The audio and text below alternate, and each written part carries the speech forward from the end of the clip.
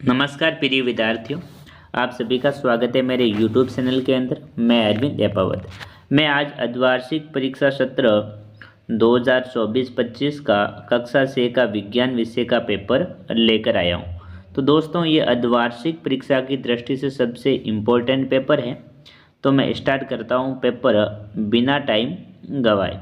तो देखो, सबसे पहले क्वेश्चन पूछे आपसे, निम्न प्रश्नों के उत्तर कर्माक्षर कोष्ठक में लिखे। मतलब यहाँ पर आपको ऑप्शन वाले क्वेश्चन पूछे गए हैं। तो देखो, सबसे पहला क्वेश्चन है, मंड पर आयोडीन की क्रिया होने पर रंग आता है। तो कैसा रंग आ जाता है? देखो, क के अंदर लाल या पीला, ख के अंदर नारंगी या हरी, घ के अंदर नीला या काला और घ के अंदर कोई नहीं। तो क्या हो जाएगा? इसका राइट आंसर है वो क्या हो जाएगा? ग ऑप्शन हो जाएगा। नीला या काला रंग है वो मंड पर आयोडीन की क्रिया के होने से आ जाता है। आपसे सेकंड क्वेश्चन पूछा है, रंगहीन कांच होते हैं। रंगहीन कांच कैसे होते हैं?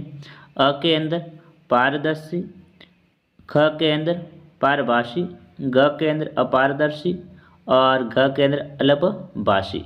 तो जो रंगहीन मतलब बिना रंग के जो कांच होते हैं सफ़ेद कलर के, वो कैसे होते हैं? पारदर्शी होते हैं, जिसे हम आर पार देख सकते हैं। जैसे देखो, गाड़ी के आगे लगा हुआ शीशा, उसे वो कैसा होता है? पारदर्शी होता है।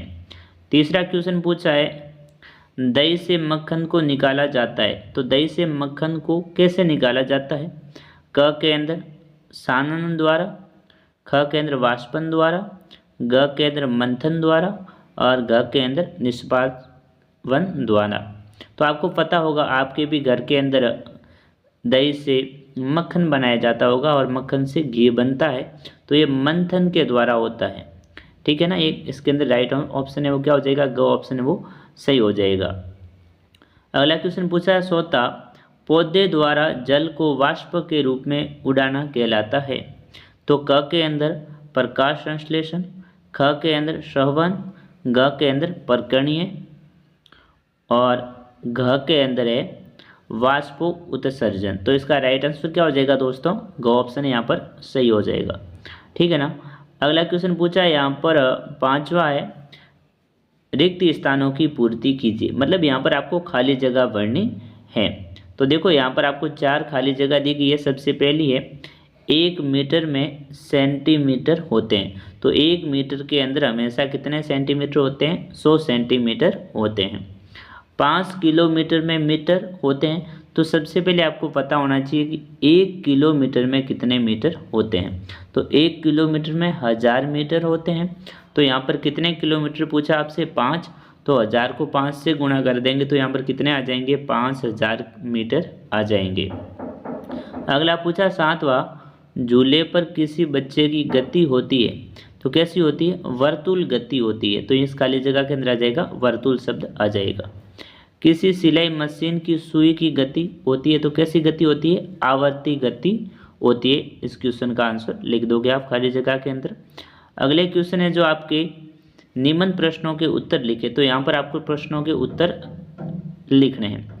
9वां क्वेश्चन पूछा है, धातु किसे कहते हैं? सबसे इम्पोर्टेंट क्वेश्चन है धातु की। यहाँ पर आपको परिभाषा लिखनी है।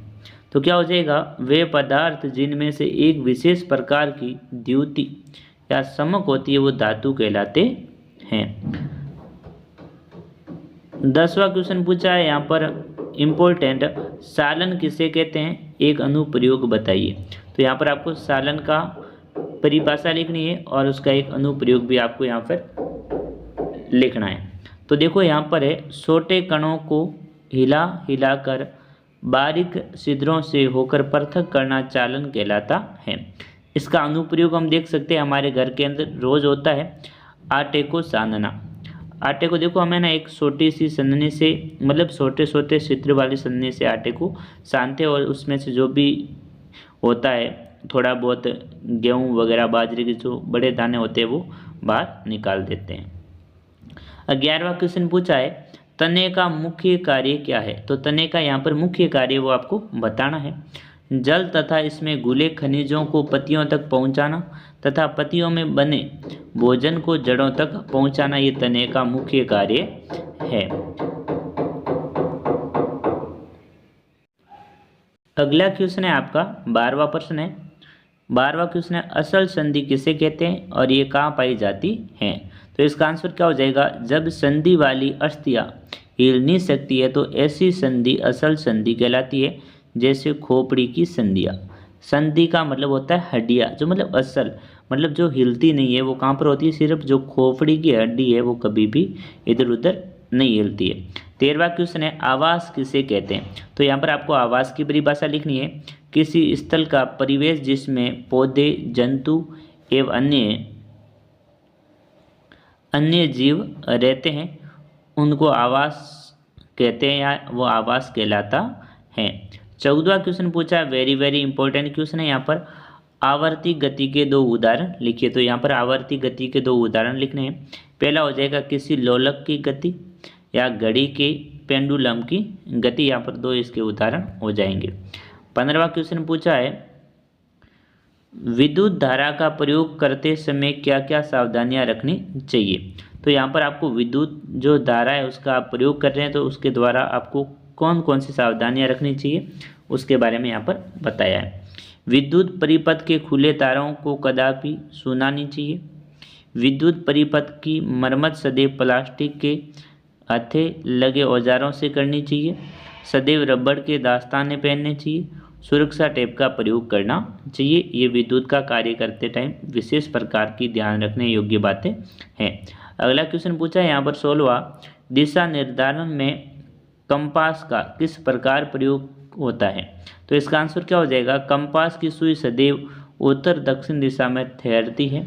सुई नोक वाले सिर उत्तर की ओर तथा उसके पीछे का सिरा है जो दक्षिण दिशा में बताता है। उत्तर दक्षिण दिशाओं को जानकर पूर्व पश्चिम की दिशाओं का ज्ञान किया जा सकता है। ठीक है ना। अगला क्वेश्चन है यहाँ पर 17वां है, आप कैसे दिखाएंगे कि वायु जल में घुली होती है? आपको बताना है कि जो वायु है वो पानी के अंदर किस प्रकार से घुली हुई होती है, आप किस प्रकार से बताएंगे? तो इसके लिए जब किसी बर्तन या कांच के बीकर में जल उबालने से पहले हम सावधानीपूर्वक इन पात्रों के अंदर की तली को देखते हैं। इस पर हमें कुछ बुलबुले दिखाई देते हैं और ये बुलबुले वायु में घुली वायु से उत्पन्न होते हैं। आपने भी कभी भी देखा होगा, ज़्यादा पानी उबलता है तो देखो जो मतलब नीचे की तरफ रहता है वहाँ पर क्या बनते हैं? छोटी छोटी बूंदें बन जाती है, बुलबुले निकलने लगते हैं। वो क्या है? उस पानी के अंदर वायु होती है। 18वां क्वेश्चन है, वेरी इंपॉर्टेंट है, पक्षियों के कंकाल की विशेषता लिखिए। तो पक्षी है, पक्षी का जो कंकाल होता है, हड्डियाँ होती है, उनकी क्या विशेषता है उसको यहाँ पर बताना है आपको। पक्षियों का शरीर उड़ने, चलने एवं जल पर तैरने के अनुकूल होता है। उनकी अस्थियों में वायु प्रकोष्ठ होता है जिनके कारण उनकी अस्थियाँ हल्की परंतु मजबूत होती है। पश्चात पद की अस्थियाँ चलने व बैठने के अनुकूल होती है। अग्रपद की अस्थियाँ रूपांतरित होकर पक्षी के पंख बनाती है और कंधे की अस्थियाँ मजबूत होती है और वृक्ष की अस्थियाँ उड़ने वाली पेशियों को जकड़ रखने के लिए विशेष रूप से रूपांतरित होती है तथा पंखों के ऊपर नीचे होने में सहायता करती है। ये हैं जो पक्षियों के जो कंकाल होता है, शरीर होता है, उसकी विशेषता यहाँ पर है। 19वां क्वेश्चन है, ये भी इम्पोर्टेंट क्वेश्चन है, जैविक तथा अजैविक घटकों का संक्षिप्त विवरण दीजिए। तो यहाँ पर आपको जैविक और अजैविक घटकों के बारे में बताना है। जैविक घटक सभी पेड़ पौधे एवं जीव जंतु जैविक घटक कहलाते हैं। ये निम्न प्रकार के होते हैं, जैसे उत्पादन सभी हरे पौधे, उपभोक्ता शाकाहारी व मांसाहारी जंतु और अपघटन सभी सूक्ष्म जीव। अब अजैविक घटक क्या होते हैं? तो यहाँ पर हो जाएगा अजैविक घटक ताप, पानी, प्रकाश, वर्षा, वायु, मिट्टी आदि ये क्या हो जाते हैं? अजैविक घटक हो जाते हैं। आज का अंतिम क्वेश्चन है इस पेपर का, धातुओं तथा अधातुओं के कुछ उदाहरण लिखिए। तो यहाँ पर आपको धातुओं और कुछ अधातुओं के उदाहरण, तो धातुओं के उदाहरण जैसे लोहा, सोना, चांदी, एल्यूमिनियम। अधातुओं के उदाहरण जैसे मिट्टी, कोयला, पत्थर वगैरह, ये किसके हो जाएंगे? अधातुओं के उदाहरण हो जाएंगे। तो दोस्तों आपको कैसा लगा पेपर कमेंट करके ज़रूर बताएं और अभी तक यूट्यूब चैनल को सब्सक्राइब नहीं किया सब्सक्राइब करें, वीडियो को लाइक करें और अपने दोस्तों को ज़्यादा से ज़्यादा शेयर भी करें। मिलते हैं नेक्स्ट वीडियो में, तब तक के लिए जय हिंद जय भारत।